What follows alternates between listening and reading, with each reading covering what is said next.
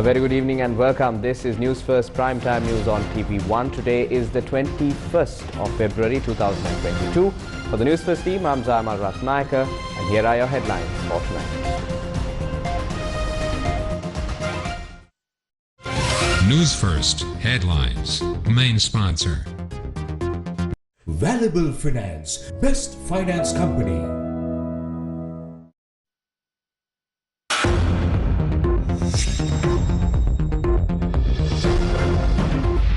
President invites large-scale entrepreneurs to invest in local industries and join in developing the country.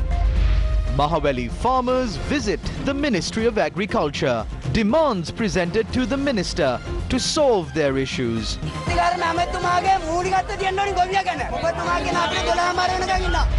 Leaked data from Credit Suisse Bank reveals details of large-scale corruption. Several Sri Lankans named in the list. 2-hour power cut from tonight. Trading at the Colombo Stock Exchange halted. Harsha De Silva reveals details of government's plans amidst a crisis. ප්‍රාදේශීය දේශපාලනයක් ගැන පොම්ප කරනවා රුපියල් බිලියන 100 කෝටි 10000 ඒ ඡන්දෙට. 34 months passed since the April 21st attack. Residents in Katuapitiya protest, demanding for justice. තව ටික කාලයක් යද්දි කිසිම මිනිසෙක් මේ පාස්කු භාරය ගැන කතා කරන්න බය වෙනවා. ඇයි බය වෙන්න හේතුව? කතා කරපු ගමන් එක්ක සුයි අයිඩියකට ගන්නවා. Newsfirst headlines. Main sponsor. Valuable Finance, best finance company.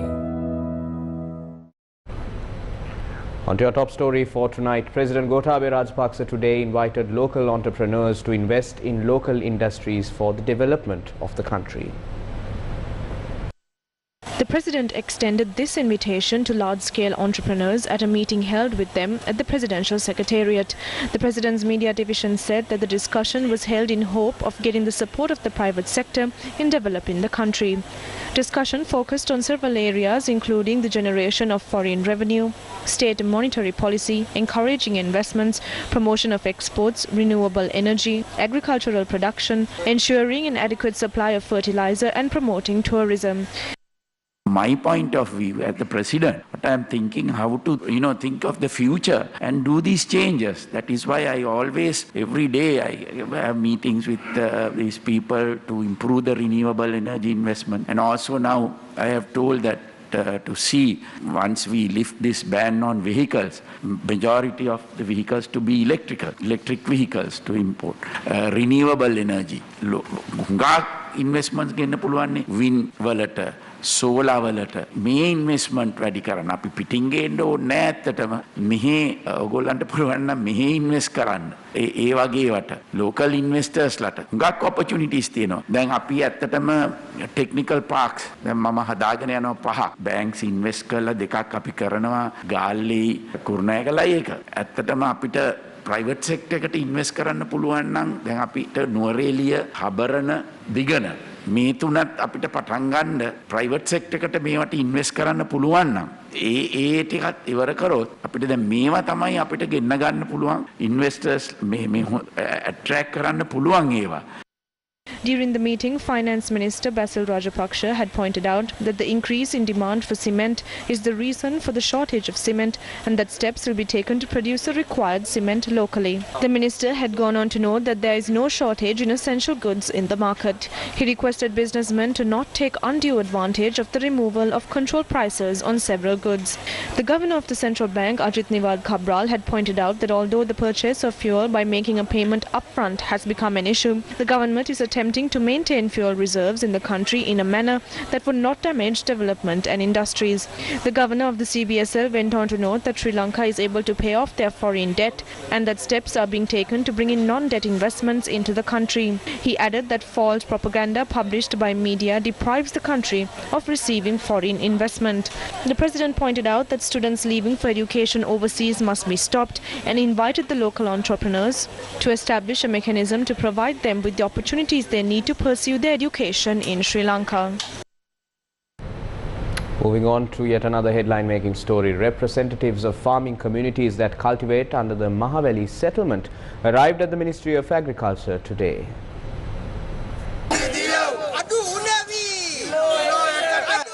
A protest march commenced close to the Poldua junction, with the demonstrators demanding solutions to 8 key issues faced by farmers. Farmers falling under the purview of the Mahaveli major irrigation and minor irrigation enterprises marched towards the Ministry of Agriculture to submit a signed petition and to discuss their woes. පස්සේ අපිට පුළුවන් නියෝජිතව කිහිප දෙනෙක්ට ඒ අවස්ථාව ලබා දෙන්න. එහෙම නැත්නම් ඔයාලගේ ගැටලුව සහ සංදේශය මට බාර ගන්න පුළුවන්. නියෝජිත 20 දෙනෙකුට ඇමතුමා මුණ ගැහිලා මේ ප්‍රශ්න සාකච්ඡා කරන්න අවස්ථාවක් දෙන්න. ඔව් එතකන් අපි එන්න. ඔය කියන්නේ අපිට මේ වෙලාවෙම ඒ කියන්නේ ලබා දෙන්න හැකියාවක් නැති ඇමතුමා දැන් අද වැඩවලනේ. ලේකම් මහත්තයා පොඩ්ඩක් ඉන්න. එහෙම ලේකම් මහත්තයලා මේ අවට ඉන්න. අපි ලංකාව පුරාම කියන්නේ දැන් ඇමතුමා මෝල් ලිපිය එක්කනේ මේ සාකච්ඡා කරන්නේ. අයි දැන් ගොවිය එපාද? එයා කුසුකර්ම ඇමිතිනම් ගොවියක පැත්තේ නේද? ඉන්න ඕන. ඔය මිනිහට ඡන්ද දුන්නේ අපි. ඔය මිනිහා බස්සන්නේත් අපි. කුසුකර්ම ඇමතුමාගේ මූලිකත්වය තියන්න ඕනි ගොවියා ගැන. ඔබතුමා කියන අපේ 12 මාර වෙනකන් ඉන්නවා. 12 මාර ඉඳලා අපි කීයටද යන්නේ කියන්නේ? Subsequently, several representatives were allowed to meet the Minister of Agriculture at around 12:30 in the afternoon. They proposed 50,000 rupees per hectare. We disagreed and presented a counter proposal of 75 rupees per every kilo of paddy we could not reap. The minister promised to issue a circular within 2 weeks on the method of payment and when it will be paid. We also discussed the fertilizer crisis and how fertilizer will be distributed from next season. We demanded that we be given fertilizer that aid plant growth and they must be up to standard. He also promised to issue a circular within 2 weeks on how distribution of fertilizer will be done. Although they had promised 12,500, even the minister agreed that they cannot provide 12,500. Only 7,500 will be given. Those who have not received it yet will receive it within 2 weeks. Our decision on cultivating next season will hinge on whether the minister keeps his word and delivers on his promises over the next 2 weeks. While farmers surrounded the Ministry of Agriculture demanding solutions to the fertilizer crisis, compensation for their damaged crops and other woes, several Sri Lankans have been named in a list of clients connected to the Credit Suisse Bank who were involved in human trafficking, money laundering, drug trafficking, corruption and many other serious crimes. Details of accounts linked to 30,000 Credit Suisse clients all over the world are contained in the leak, which unmasks the beneficiaries of more than £80 billion held in one of Switzerland's best-known financial institutions. The Guardian website published an article depicting the number of clients of the bank identified in countries across the world. More than 90 countries, most of which are in the developing world, remain in the dark when their wealthy taxpayers hide their money in Swiss accounts. Notably, not many names appeared on the leaked list of clientele who are residents in the United States. However, the bank denied the allegations. In a statement, the bank said, quote, "Credit Suisse strongly rejects the allegations and inferences about the bank's purported business practices," unquote. Credit Suisse has more than £1.3 trillion in assets under management and is one of Switzerland's largest lenders. It has almost 50,000 employees, including a significant workforce in Zurich, where the bank is headquartered. However, many of its 3,500 relationship managers who find and serve wealthy clients are spread across the world, which includes Sri Lanka as well.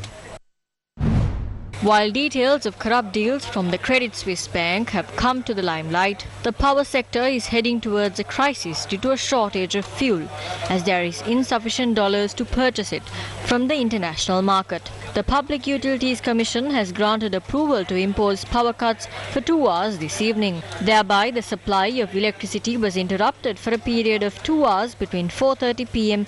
and 10:30 p.m. under 4 categories. Although a decision was reached yesterday to impose power cuts between 8:30 a.m. and 7:30 p.m., this decision was amended to ensure that proper facilities are provided to hold the GCE advanced level examination. Thereby, permission was granted to impose power cuts at night. What is the situation at power plants? The Kalanithissa power plant, which generates 170 megawatts of power, is not functioning. The Keravalapitia West Coast power plant is running on diesel instead of furnace oil. The CEB says that due to this situation, there is a shortage of about 360 megawatts of power during the peak demand. Long queues opposite fuel stations were witnessed in multiple areas of the island even today. Our cameras captured the situation at filling stations in Navala this morning. දෙකතුරකට ගිහිල්ලා මේකටත් ආවා. ඉතින් පොලිම තමයි හැමතැනම. ජීවත් වෙන්න දෙයක් නැහැ. උදේට පෙට්‍රල් පොලිම, දවස් වලට පාම් පොලිම, සීනි පොලිම, පිටි පොලිම වැඩේ හරියටම කරලා තියෙනවා. සංහතියෙම එපා වෙලා තියෙන්නේ. කල කියලා ඉන්න කතා කරලා වැඩක් නැහැ අපිට. ෂික් විතරක්. අපිරියයි. A fuel station in Mount Lavinia had been closed down completely, while only petrol was available at another.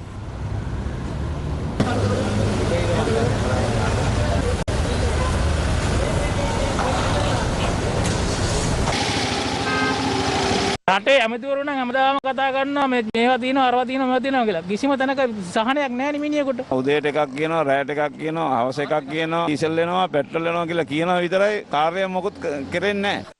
A fuel station in Nambatale only had stocks of petrol.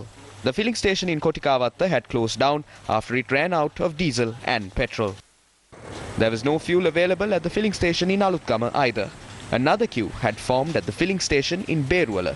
However, diesel was unavailable. Long queues continued to form opposite filling stations in Gaul that only had stocks of petrol.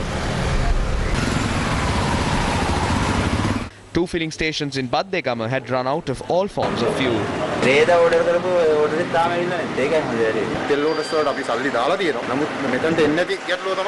Only petrol was available at filling stations in the Mathura town. Stocks of diesel had not been delivered to these filling stations for a number of days. The process of unloading 37,500 metric tons of petrol from the vessel that arrived in the Colombo port last week has begun. Secretary to the Ministry of Energy, K.R. Olga, said the stocks of fuel had been delivered by a Singaporean supplier and the vessel had set sail from India. A letter of credit has been opened to settle the payment for the fuel worth $31.75 million within 30 days. Another vessel carrying 37,500 metric tons of diesel reached Sri Lanka today. Reports suggest the vessel is currently docked at the outer harbour of the Colombo port. The relevant stock has been purchased under a direct payment method worth $26.7 million. The Ministry of Energy has made a payment to the central bank in Sri Lankan rupees in order to settle the payment in US dollars. The Ceylon Petroleum Corporation revealed that 5 vessels carrying various types of fuel, including petrol, diesel and jet fuel, will reach the island this week. From the 10th until today, people have been standing in lines at fuel stations. Sufficient stocks of fuel have not been issued to filling stations across the island. There is no diesel, petrol or even kerosene oil. Why do people have to stand in line like this? The minister made a statement saying that the price of fuel will be increased at midnight without prior warning. This is a conspiracy. He made a statement from the jetty while smiling. He said, "We have enough fuel to provide to the electricity board or anyone who is willing to pay us money." Since the time he made this statement, the demand from the people increased. When the people went to get fuel, there was enough fuel for the minister, but there weren't sufficient stocks of fuel at filling stations. There were long queues at filling stations, and during the past 10 days, the highest per-day sales of diesel and petrol were reported from the country. The sale of petrol exceeded 5,000 metric tons and the sale of diesel exceeded 7,000 metric tons per day. They have been pushed towards emergency purchases. Because of that, they have not been able to give the required fuel to the CEB.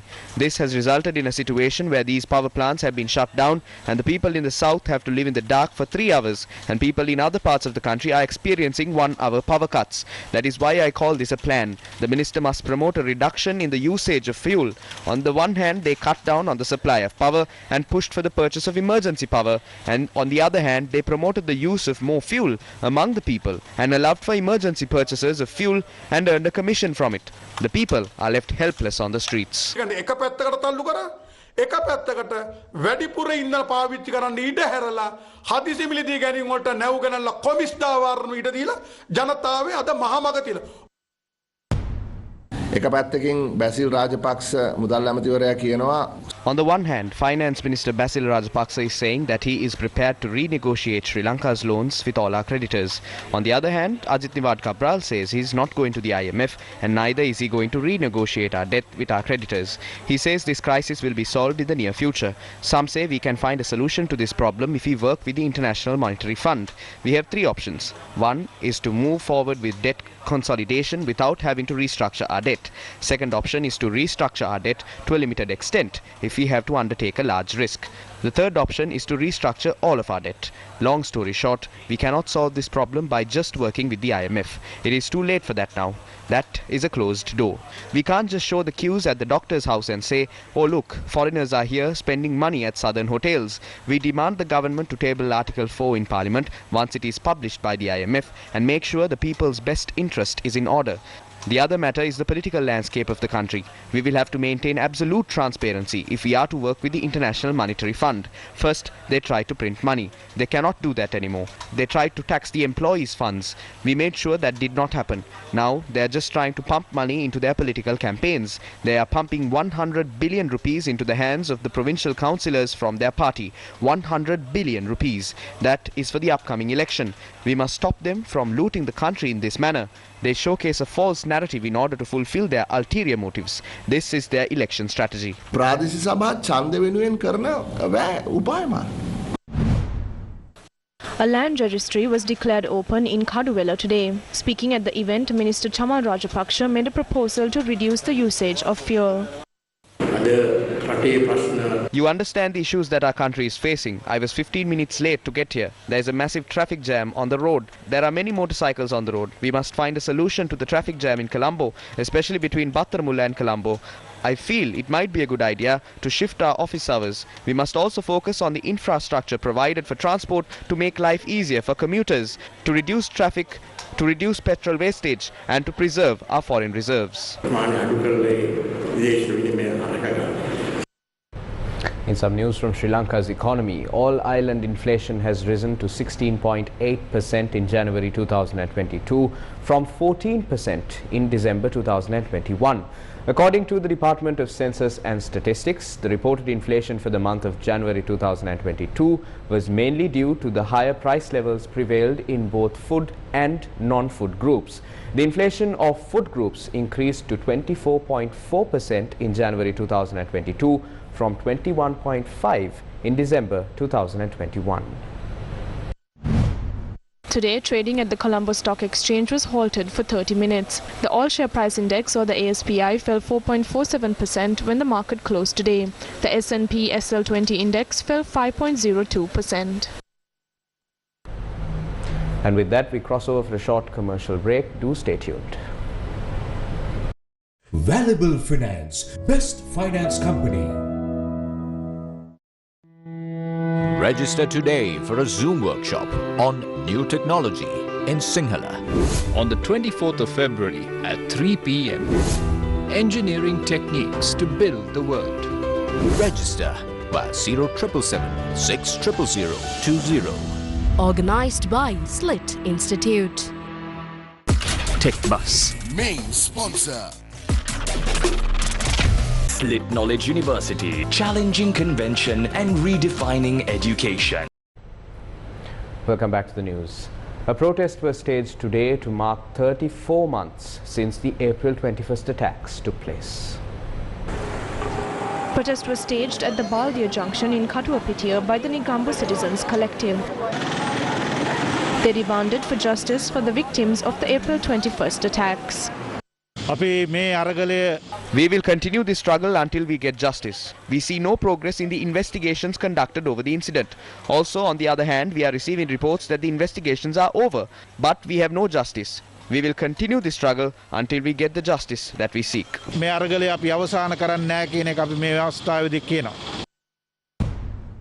Meanwhile, the Samagi Jana Balawegaya today spoke about the former director of the Criminal Investigations Department, Shani Abesekara, who investigated the April 21st attacks. Shani Abesekara හිරබාරේ හිටිය දැන් සෑහෙන කාලයක් දැන් මේ ඊයේ පෙරේදා Shani was in custody for a long time and was released recently. However, he has filed a petition in court and has leveled some serious allegations. He states that he has appeared in many high-profile cases. All of them were very popular. Shani Abesekara must be protected. He has now gone to court. We know that under this government, people who are in the custody of the authorities have lost their lives. If something happens to him, this president and this government must be held responsible for it. එතුමාට මොන හරි වුණොත් මේ ජනාධිපතිතුමයි මේ රජයයි එකට වග කියන්න ඕනේ.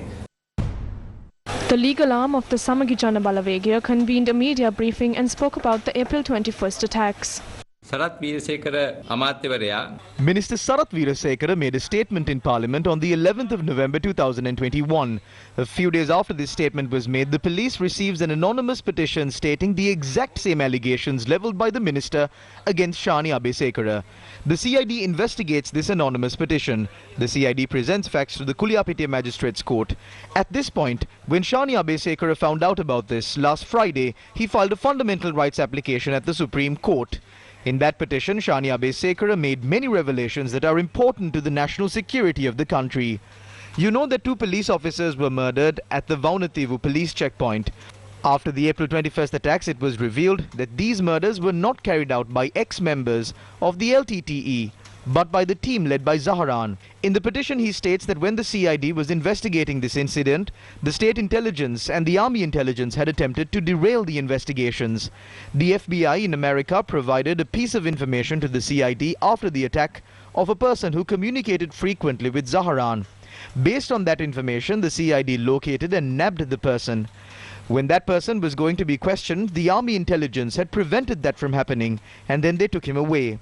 Who wanted to conceal this information?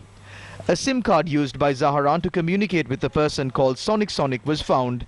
It was also revealed that the SIM was previously used by a member of the army intelligence.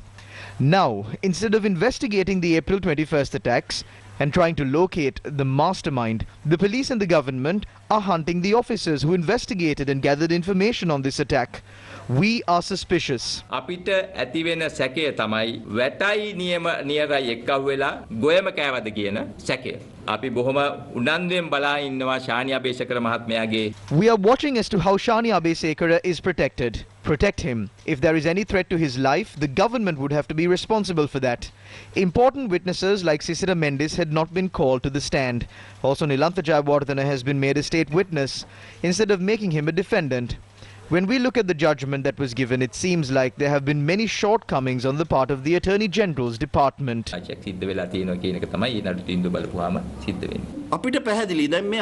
We can clearly see what the government is trying to do in the second round. If you speak about the April 21st attacks, life will not be easy. You will have to come to the CID. You will have to go to court. You will have to make bail. Therefore, do not speak. You might see why they are threatening people like this. They are threatening people to try and shut their mouths. They are saying, we are going to do the investigations in any way that we want. You must shut your mouth and watch. In the future, people will be afraid to speak about the April 21st attacks. Why will they be afraid? Because as they speak, they will be summoned to the CID, or they will be produced in court under Section 180 for the charge of stirring the people against the government. That is what the government is doing right now. What will happen next is that the government will start to say that we didn't get dollars because of the cardinal. In the near future, the government will say this. That is the level that this government is at. This government wants to shut the mouths of the people. Convener of the Social Democratic Organization, Attorney-at-Law Namal Rajapaksa visited the Department of Justice to inquire into the incident where social activist Shehan Malaka was taken into remand custody. Shehan Malaka gena civil kriyakarikaya. 5 men in civil attire came to social activist Shehan Malaka's house in a white van and tried to abduct him. Later on, police media spokesperson Nihal Taldu said that they are from the Criminal Investigations Department and that they needed to take him in for questioning. Apparently, the Attorney General has given the order to arrest Shehan Malaka. We demand answers from the Attorney General. On what basis did he give such an unlawful order? We tell the Attorney General not to misuse the Department of Justice to realize the ulterior motives of corrupt politicians. Shehan Malaka was kept in custody for 72 hours for questioning. It is completely unethical and also illegal to kidnap someone in this manner, especially when he has already informed the CID that he was prepared to provide information to them whenever necessary.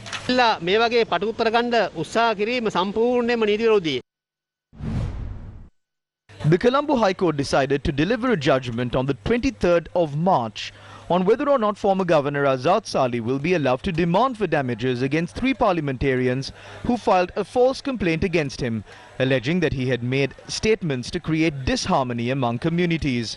The case was taken up for consideration before Colombo High Court Judge Amal Ranaraja today.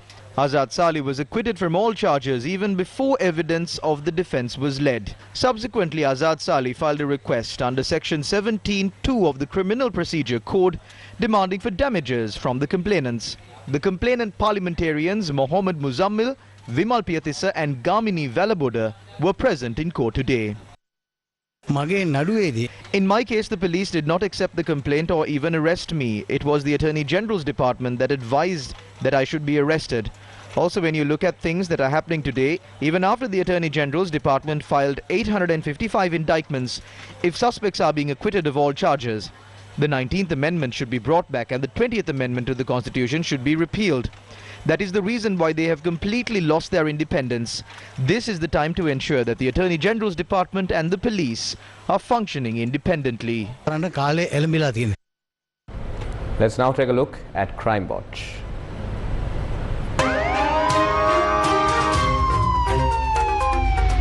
Crime Watch.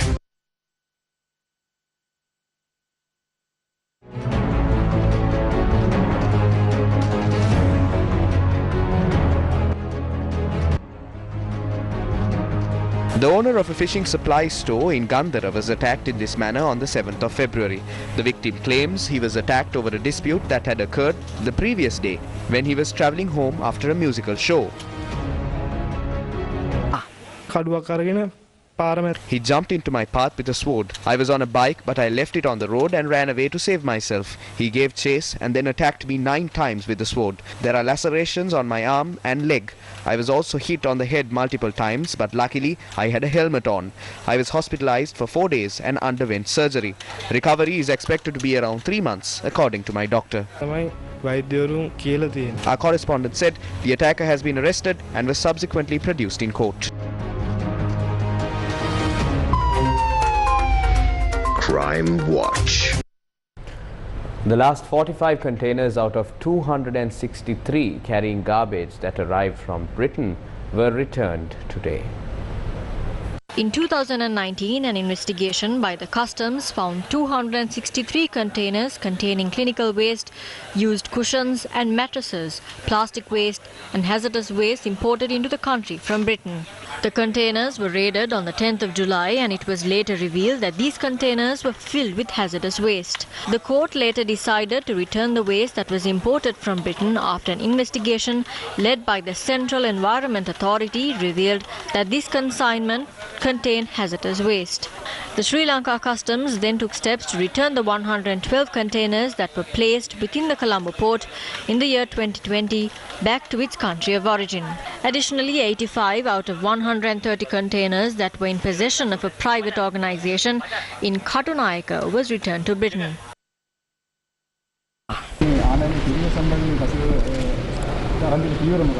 විමර්ශනයක් සැලසුම් කළ විමර්ශනයක් ආරම්භ කරලා තියෙනවා. ඒ විමර්ශනය තවමත් සිදුවමින් පවතිනවා. එතකොට එරට නියෝජිතයා කවුද මේක මෙහාට එවපු? ඒ සම්බන්ධව කිසිම දෙයක් මේ වෙනත් එක්කවත් අපිට සනාථ කර ගැනීමට හැකි වෙලා නැහැ. හේතුව තමයි විමර්ශන තවමත් කරමින් පවතින නිසා. යා මතයක් යනවා නැවතත් මේ අසල ආනයනයට ලෑස්ති වෙනවා කියලා. ඔව් එහෙම වෙන්න පුළුවන්. එහෙම සූදානම් වෙන්න පුළුවන්. නමුත් රේගුවේ සංරක්ෂණ අංශය යොසුළු වෙලා බලාගෙන සිටිනවා මේ එන බහලුම් රටට එන බහලුම් සම්බන්ධව. The Court of Appeal has issued an injunction order temporarily halting construction work at the stretch of the highway which contains 4 lanes between the Kalani Bridge and Athurgiriya, as part of the highway falls through Mala Bay, which is an environment protection wet zone in Sri Lanka. The courts ordered not to proceed with the construction work until the environmental evaluation report is obtained and until such a report is presented and approved by the courts. The courts also issued an order to the Director General of the Road Development Authority to evaluate the possibility of deviating the highway, avoiding the Mala Bay stretch. The director was ordered to submit the report on or before the 31st of March. The Court of Appeals Judge Sobita Rajakaruna issued an order denouncing the gazette issued by the Minister of Environment as per the writ petition submitted by R.M. Suwadaratna, who is a farmer in Battaramulla. Still in local news, the hashtag No Gutti campaign was organized by the Child Protection Alliance in Colombo today. The event, which was attended by many dignitaries including artists, focused on child protection in Sri Lanka. Ambassadors for the No Gutti campaign was appointed today with badges. We were not active enough to protect 25% of our population or 4.2 million children of our country. Our country is now identified as a country with the least protections against violence. Today we propose that the protection of children must be made a political matter. This should be made the heart of national security in the country. In Japan last year, they announced child protection as the heart of their national security. In Bangladesh, the visionary leadership suggested a new section for children in their constitution, giving them special rights and special protection. We will focus more on preventing physical punishments within schools. It's so important to make a change in this area about how we treat children in schools, in homes, about how beating them is not the right thing to do. It's not beating children that makes them strong and better children. It's kindness and compassion that makes people better, stronger, to be able to do more with their lives. විශේෂ අවශ්‍යතා තියෙන දරුවෙක් ඉන්නවා. ඒ abuse මගේ දරුවට කෙල ගහලා තිනවා. මගේ දරුවට ගහලා තිනවා. This needs to stop.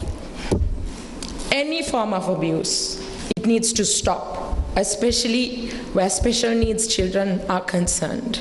We need to stop. We need to step up.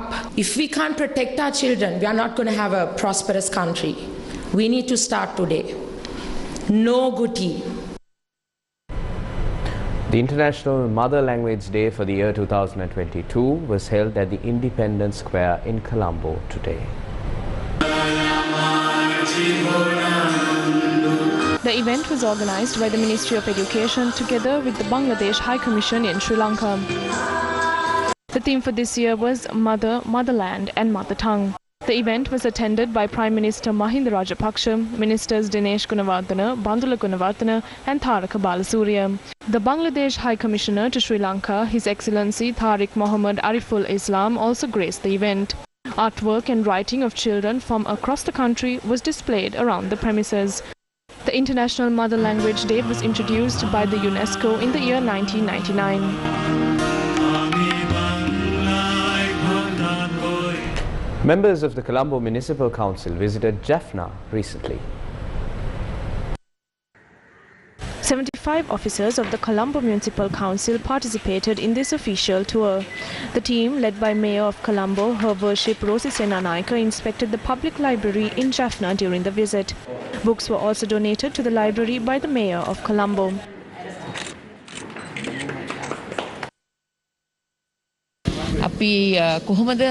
We must think about the mutual understanding we have among each other. 1/3 of the Colombo municipality is the Tamil community, and majority of them are relatives of those who live in Jaffna. This official tour shows that we respect and associate each other without any discrimination.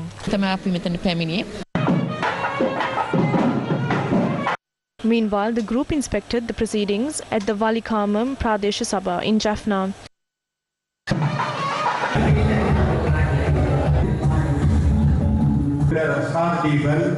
A cricket tournament was also held between the members of the Colombo Municipal Council and members of the local government body in the Jaffna district. A multi-regional study on distribution and ecology of leopards in Sri Lanka was launched in Colombo this afternoon. The Wildlife and Nature Protection Society, together with LOLC Holdings PLC, created an understanding of the distribution and behavioral patterns of this apex predator through establishment of a leopard distribution database. The event also focused on facilitating collaborative pathways, data sharing and fueling a collective and science-driven long-term leopard conservation strategy for Sri Lanka with the participation of multiple stakeholders.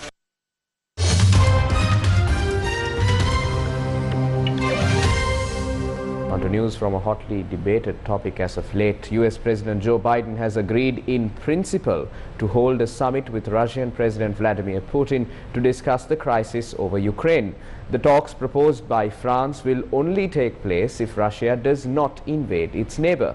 However, Russia said it was too early to discuss organizing a summit between the Russian and American presidents. The French presidency announced earlier today that an agreement had been reached in principles for US President Joe Biden to meet with Russian leader Vladimir Putin, so long as Moscow holds back from sending troops into Ukraine. Kremlin spokesman Dmitry Peskov told reporters, quote, "It's premature to talk about any specific plans for organizing any kind of summit," end quote. The meetings could offer a possible diplomatic solution to one of the worst security crises in Europe in decades. US officials say intelligence suggests Russia is ready to launch a military operation, which Moscow denies. The proposal was announced by French presidency after 2 phone calls between President Emmanuel Macron and Putin, which went on for more than 3 years in total. Meanwhile, as diplomatic efforts to defuse tensions around Ukraine continue, satellite images show new field deployments of armored equipment and troops from Russian garrison in what an analyst says could point to an increase in military readiness. The images released, which have not been independently verified by Al Jazeera, showed most combat units and support equipment at Soloti have departed, but extensive vehicle tracks and some convoys of armored equipment were seen throughout the area. Storm Franklin prompted amber and yellow weather warnings with very strong winds forecast for most of the UK, hundreds of flood alerts issued, trains cancelled, and people advised not to travel. Storm Franklin is the third named storm in a week to hit the UK. With Franklin following Dudley and Eunice, this is the first time that 3 named storms have been recorded within 7 days since the storm naming system began in 2015. At least one river burst its bank overnight and thousands of people were told to leave their homes as Storm Franklin moved in. Some 15,700 properties across the UK are without power. Authorities expect that the storm could make restoring supply difficult over the coming days. Meanwhile, shocking footage shows debris in the air while moments later, a crane on a construction site gets knocked over, disappearing behind an apartment block in Kraków, Poland. Police said the crane crushed 2 workers and injured another 2. Indian External Affairs Minister S. Jaishankar has said that countries seeking loans should worry about unsustainable infrastructure projects like airports and ports that are empty. The Indian minister made these remarks in response to Bangladesh Foreign Minister A.K. Abdul Momen, who asked about whether the Quad countries can offer the same kind of financial assistance that China does. In an exchange at the Munich Security Conference, Minister Jaishankar also said India's ties with China are right now going through a difficult phase, adding that the state of the relationship stems from the state of the border and China's transgressions along the line of actual control since April 2020. He has said, quote-unquote, "It is obviously interest of the consumer country concerned, but it's also in the interest of the international community because unsustainable projects don't end there. Often the next is debt becomes equity and that becomes something else." Significantly, the question of infrastructure financing was raised by the Foreign Minister of Bangladesh, who was in the audience of the panel discussion where Jaishankar shared the stage with the foreign ministers of France, Australia and Japan, as well as senior US Senator Jean Shaheen. Bangladeshi Minister Momen said while India had offered lines of credit and Japan had also helped with infrastructure financing, incoming loans had been declining and it was China that had come forward with a basket of money and aggressive, affordable proposals. Momen said it was hard to decide what to do, given that with the development in Bangladesh, people are demanding more infrastructure.